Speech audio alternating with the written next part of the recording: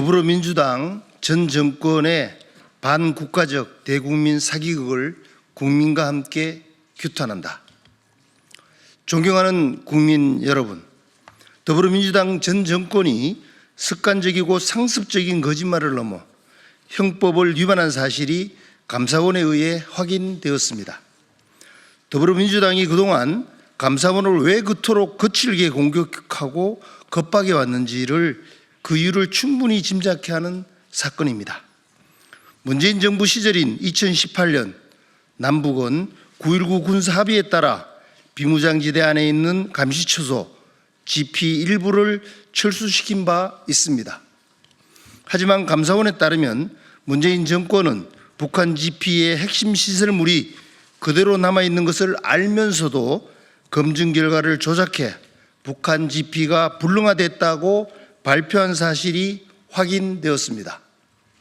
이 과정에서 문재인 정부는 현장 검증을 다녀온 군인들에게 거짓 결론을 담은 보고서에 서명하도록 했으며 GP 철수 허가를 받아내기 위해 DMZ를 관할하는 유엔군 사령부에 거짓말을 한 정황도 발견되었습니다. 9.19 합의 체결 전 합참은 GP 철수 시 예상되는 상황을 평가해 문재인 정부 국방부에 다음과 같이 보고했습니다. 북한의 GP가 우리의 2배가 넘기 때문에 남북이 동수로 철수해서는 안 된다. 북한이 동수 철수 후 태도를 바꿔 나머지 GP 철수를 중단하면 남측만 불리한 처지에 놓인다. 이로 인해 생기는 경계 작전상의 취약점은 보완하기 어렵다는 내용이었습니다. 그러나 이런 보고는 묵살됐고 문재인 정부 국방부는 동수철수 군사합의 초안을 합참에 내려보냈습니다. DMZ를 관할하는 유엔군 사령부의 허가가 필요해지자 합참은 입장을 바꿔 남측 GP 11곳을 철수해도 보완이 가능하고 경계작전상 제한이 없다는 문서를 작성해 유엔군 사령관에게 보고했습니다.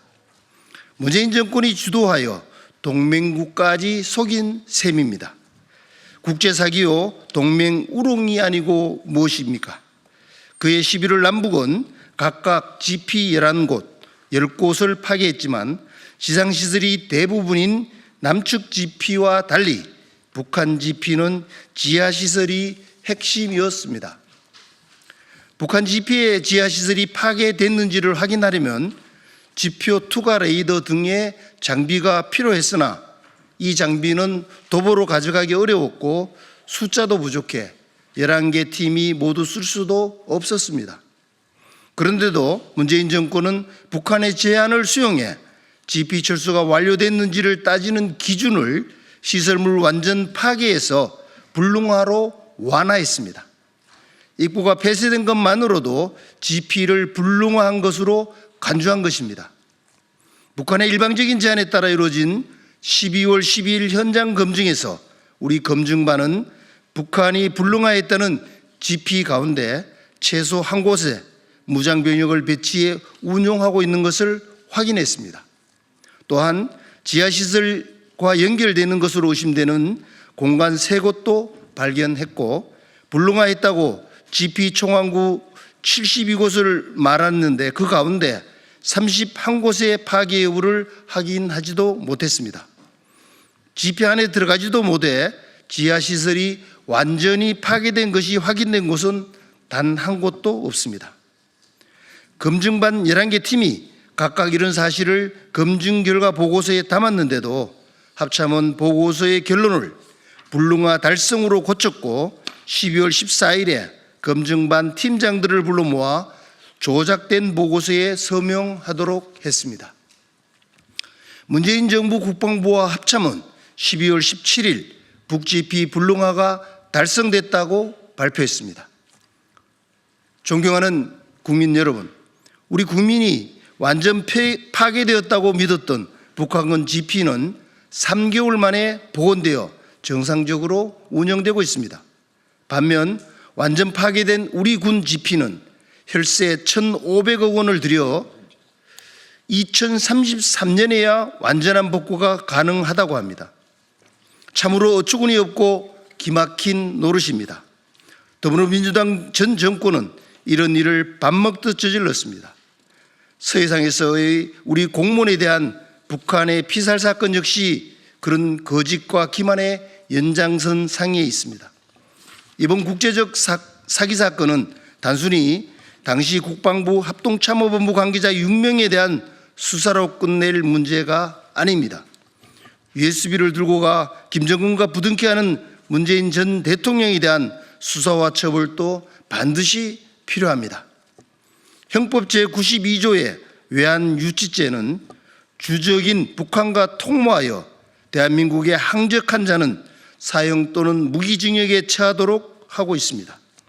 같은 법 제96조 시설 파괴 이적죄 역시 같은 죄로 다스리도록 규정하고 있습니다.